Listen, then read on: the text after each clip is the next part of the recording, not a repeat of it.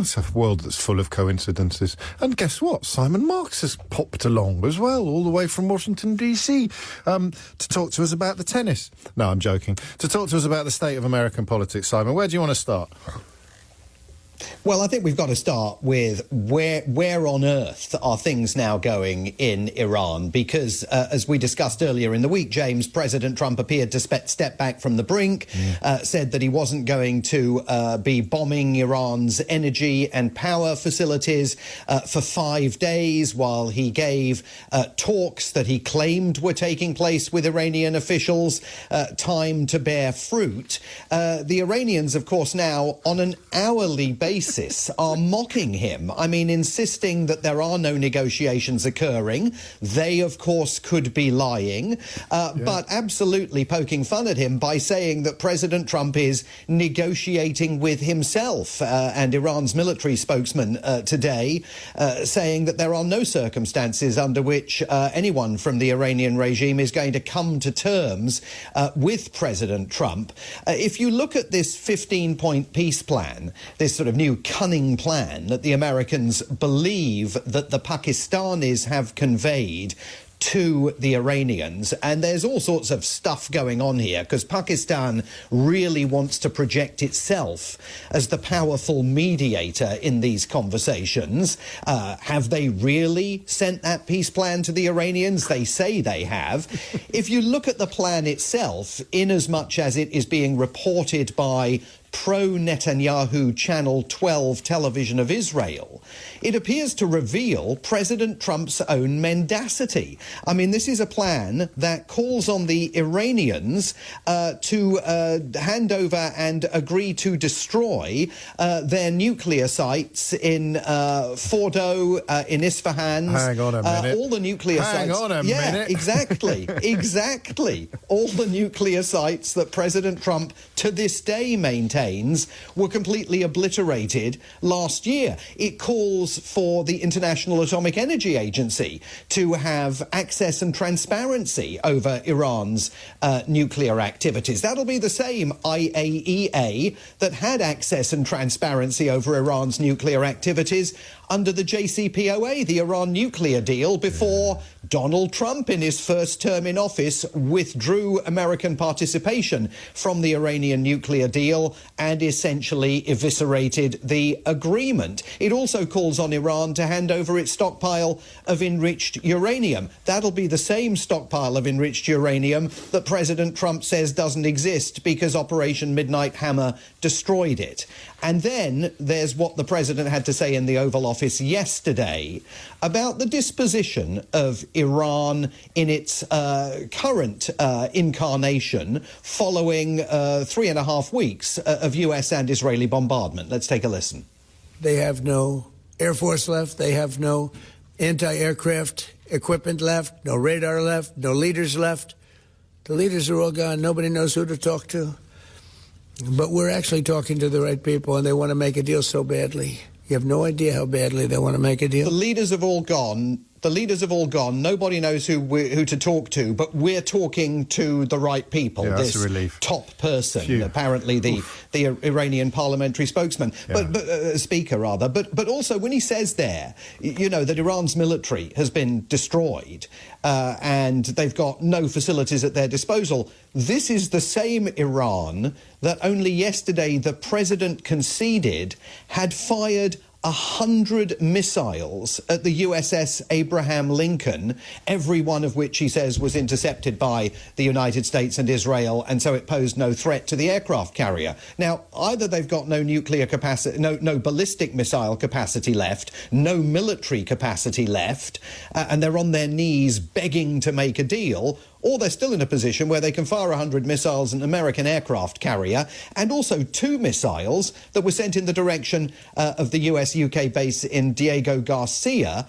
over the weekend, one of which reached its target. So how you know what is true and what is not in this telling of events that tumbles from the White House is a daily challenge. I mean, it's beyond that, and yet it also isn't it? It's like deja vu all over again. But I don't know. I can't quite remember him ever quite offering up the two contradictory positions in the space of a single sentence. As in, we don't know. There's nobody left to negotiate with. We don't know who we should be negotiating with, but we're definitely negotiating with the right person. Yeah. I mean, it's extraordinary, and extraordinary also with the comments in the Oval Office yesterday of the man who is essentially, by the day, becoming the American version of Baghdad Bob. You remember Saddam Hussein's old spokesman. I mean, in this case, the self-styled Secretary of War, Pete Hegseth. We have a president of the United States that when he sends his warfighters out to fight, he unties their hands to actually go out and close with and destroy the enemy as viciously as possible from moment one. And that's why we see ourselves as part of this negotiation as well. We negotiate with bombs.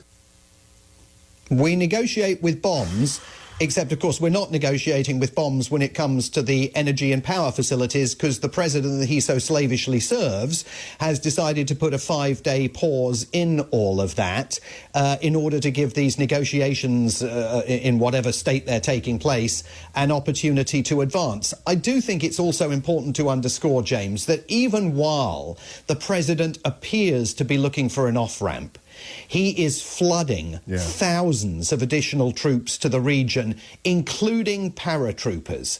And it is perfectly possible that what we're witnessing here is not the Blackadder presidency, you know, where he stumbles from one cunning plan to another to find a way of bringing it to an end, and then they all blow up in his face and he just continues down the path that he was on previously. It is possible that what he's trying to do is simply delay things in order to get those additional military facilities to the region. And the idea that the 82nd Airborne is being sent in, I mean, these are paratroopers. These are people who jump out of aeroplanes and land on enemy terrain. It is boosting speculation here that he may be considering a limited, maybe not so limited, deployment of ground troops. And the difficulty about that is not only that it would be highly risky in terms of the military mission, whether the military mission is to control Kharg Island in the Strait of Hormuz and or try and find the enriched uranium that he claims was destroyed last summer. Also, it would be political kryptonite here because he has not prepared the American public in any way for the deployment of ground forces and the real possibility of a substantial uptick in American fatalities in this war zone. He never even prepared the American public for the war generally in the first place. But the idea that he's sending the 82nd Airborne in is either a psychological pressure point designed to force the Iranians to the table, or he's really got a plan to escalate. Yeah, I mean, yeah, well, a table that they're already at, that they were at in Geneva. Exactly, that they were at in Geneva. So you can't rule anything out, up to and including the idea that he'll launch another US-led Middle Eastern war in direct contravention and ignorance of all the lessons that were learned last time a US president did that. Here's a couple of things. I mean, if we were betting men, the idea that they'll sign something that is very similar to but not quite as comprehensive as the JCPOA, and that Trump will just do a lap of honour claiming that he's done something incredible that Barack Hussein Obama, because he always says Hussein for racist reasons, as you know. Barack Hussein Obama's deal was rubbish, which is why I torched it, so now I've got one that's much better, and everyone will know it's not better, but no one will tell the emperor that he's not wearing any clothes. That's a realistic outcome. I would suggest possibly more realistic than him actually going, because unless you can get the mines out of the Strait of Hormuz, it doesn't really matter what happens on the Iranian mainland or on the island, the Kharg Island. The question I'm frightened of asking you is whether there is now anybody in the room telling him the truth. Oh, I don't think so. Not one person. I mean, with a singular... I think it's possible that Marco Rubio occasionally tells him the truth, and I think it's possible that J.D. Vance occasionally intercedes. He's gone very quiet, hasn't he? Not... Yeah, well, very, very quiet, because he's hoist on his own petard, because in 2024 he said there were no circumstances under which a new Trump administration would invade Iran. It was for the regional allies to deal with. It was an ocean away. It doesn't matter to us. So he's got a problem there. I don't think there are no restraining influences on this presidency on this president in any meaningful way. I mean, when he twisted himself up yesterday into a pretzel by claiming that regime change has already taken place. I mean, that almost appeared to be him, again, preparing the ground to declare mission accomplished. A new Ayatollah in charge may not end up being the son of the old Ayatollah, could end up being the Speaker of the Iranian parliament if the Iranians were to play ball with this negotiating process. I mean, it would give him some opportunity to claim that he'd won a victory, I suppose. But then what does he say to the Iranian people? I mean, to the people that he was telling in the early hours of March the 1st to rise up and prepare to take control of their own destiny. How does that work if he basically does what he's done in Venezuela, takes control of the oil and gas and keeps the regime in place while trying to condition its behaviour? Are the Iranian people going to be expected to go along with that? It's going to become incredibly difficult. The only advantage to him of that would be that he would be able, in some fashion, to withdraw and try and start focusing on the domestic issues that he urgently needs to focus on ahead of November. Finally, the mail-in, well, the Florida voting scenario, which again defies analysis, really, but here we are trying. Yeah, so there was an election yesterday in Palm Beach, literally in Mar-a-Lago's constituency in the Sunshine State of Florida, and it was for a vacant seat in the Florida State Legislature, not Congress, but the Florida State House. And there are two interesting aspects to this story. First, the most important aspect to this story is the Democrats won it. Yeah. A solidly Republican seat. They turned it over. And that is giving Democrats reason to dream that Florida might be back in play as a battleground state. But even more tantalizingly, Donald Trump, of course, is a registered voter in Florida out of Mar-a-Lago. So he had a vote in this election and he cast his ballot. But he didn't show up in person. What? He did it by postal vote. But surely not. Postal vote. But that's the end of the world as we know it.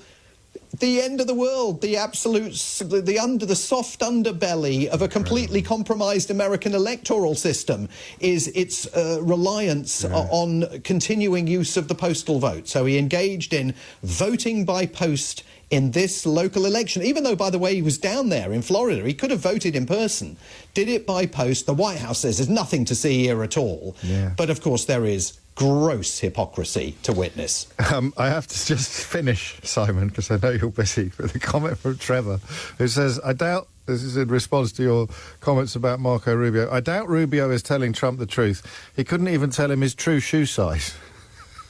Yes, those pictures are fantastic. Fantastic. Well played, Trevor. Thank you, Simon.